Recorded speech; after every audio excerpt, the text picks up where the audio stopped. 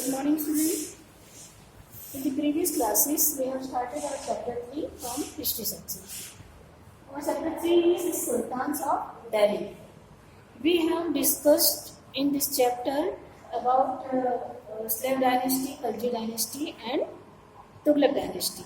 Today, we will discuss about the Sayyid dynasty, which started from 1442 to 1451, and the Lodi dynasty started from 1451 to 1526. And we will also discuss about the administration and consultation under the Khaljis and Tughlaqs.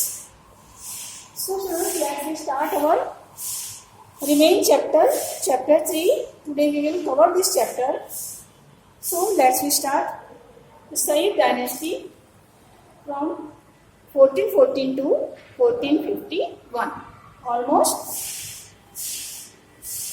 35 years. Khizr Khan conquered Delhi in 1414 and the rule of Sayyid dynasty began. Khizr Khan ने 1414 में दिल्ली पे विजय प्राप्त की और Saeed dynasty की शुरुआत हुई. There were 4 Sayyid kings, but only there were 4 Sayyid kings. Mubarak Shah succeeded by Khizr Khan, his father.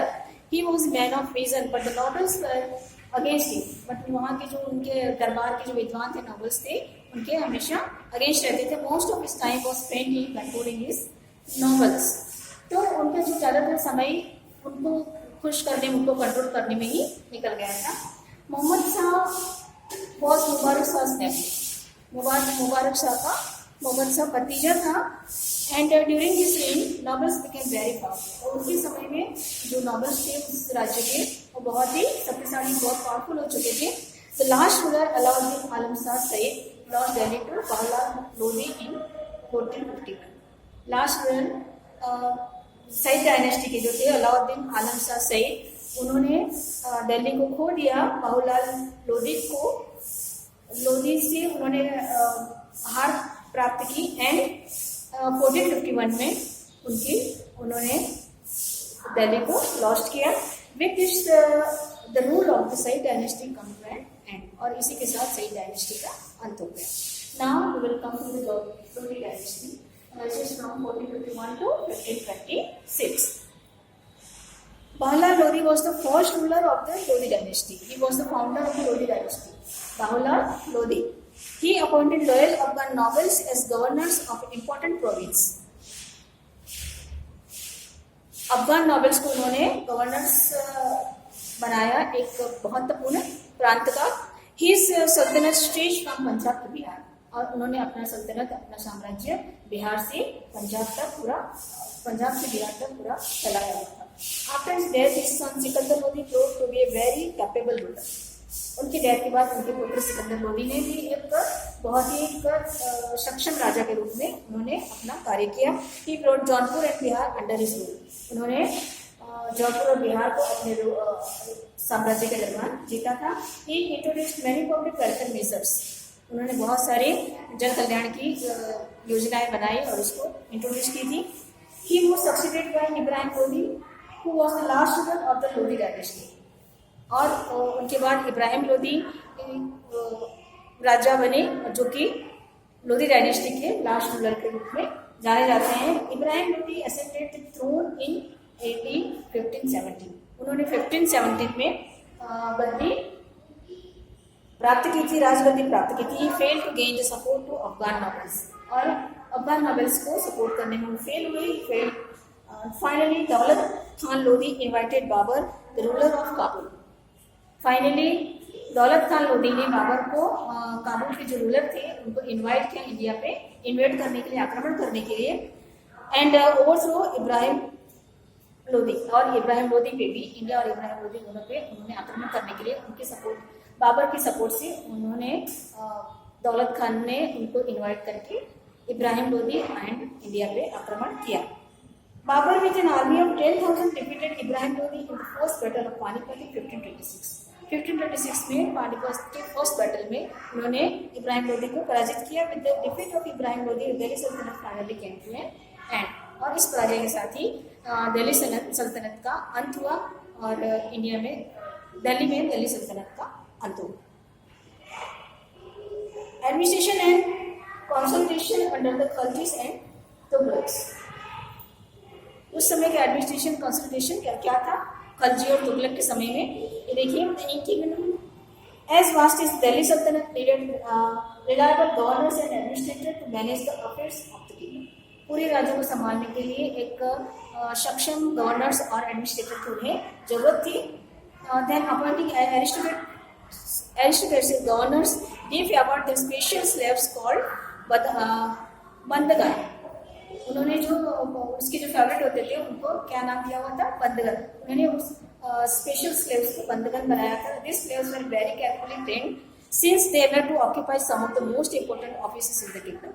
उनके किंगडम में, उनके राज्य में उनको स्पेशल ऑफिस दी गई थी उनको,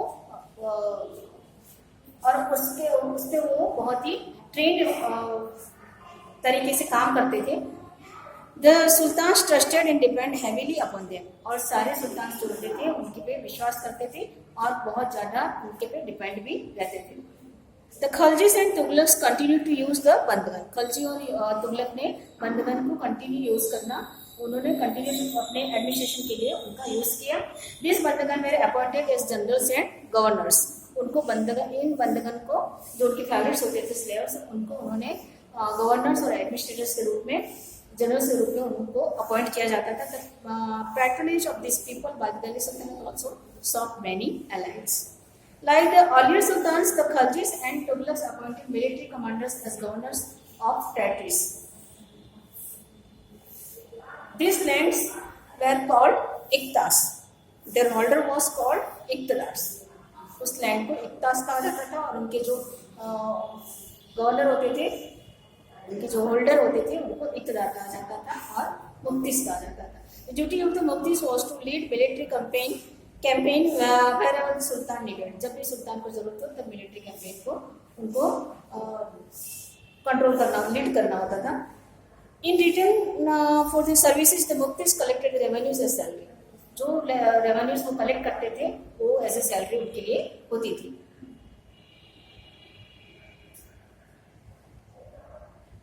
They also paid the soldiers from these revenues. Control over muftis was necessary if they were assigned iktas for a short period. So, accountants were appointed by the state to check the amount of revenue collected by the muftis. तो मुफ्तीस के through जो revenues collected किए जाते थे उनके लिए accounts नियुक्त किए जाते थे, जिसको इक्तास कहा जाता था, जिससे कि मुफ्तीस ने कितने रेवेन्यूज कलेक्ट किए हैं उसको चेक कर सके। The nobles were to Turkish और Afghan origin, powerful nobles had important positions of governors and commanders। Powerful जो नोबल्स होते थे उनको एक महत्वपूर्ण पोजीशंस उस राज्य में मिला हुआ था गवर्नर्स और कमांडर्स का। The chief nobles headed various departments. Chief nobles होते थे उनको बहुत सारे डिपार्टमेंट, बहुत सारे भागों का हेड बनाया जाता था। द वजीर was the prime minister. He kept A record of revenue and expenditure. जो वजीर होते थे, वहाँ के प्राइम मिनिस्टर होते थे, वो पूरे रेवेन्यू रिकॉर्ड रखते थे, रेवेन्यू और खर्च का, जो भी इनकम होती थी और जो एक्सपेंडिचर होता था, जो उसका वो रिकॉर्ड रखते थे। The qazi was the king's advisor on religious matter. काजी उनके एडवाइजर होते थे राज्य के राजा के, और उनके रिलीजियस मैटर्स में उनका एडवाइस करते थे। The Ariz Mamalik was the overall incharge of army. Army के इंचार्ज कौन होते थे? Ariz Mamalik. Under Alauddin Khalji the state brought the collection and assessment of land revenue under its control. The right of local chiefs of the levy taxes were cancelled. They were forced to pay taxes. Alauddin Khalji के समय में levy taxes को refuse कर दिया गया था, उसको cancel कर दिया गया था, but they were forced to pay taxes करके उनको बाद में उसको पे करने के लिए फोर्स करने लगे। The sultan administrator measured the land and kept accounts. सुल्तान के जो एडमिनिस्ट्रेटर होते थे वो लैंड और अकाउंट्स को देख रेख करते थे। There were 3 types of taxes. 3 तरह के टैक्सेस वहाँ पे रेवेन्यूज लगे हुए थे। कौन कौन सी? On cultivation called kharaj which amount to about 50% of peasants produce.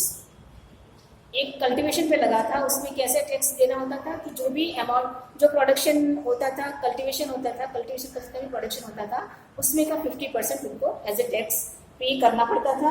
Cattle tax, उन्होंने जो कैटल रखे होते उस पर टैक्स पे करना होता था। एंड हाउस टैक्स, उनको हाउस टैक्स भी देना होता था। इस तरह के टैक्सेस उस समय एस्टेब्लिश हुए थे, इम्प्लीमेंट किए गए हुए थे। Large parts of the subcontinent remain outside the control of Delhi sultans.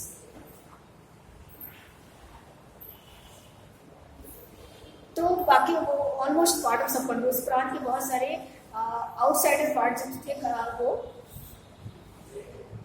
Delhi सुल्तान के कंट्रोल में उतने नहीं थे।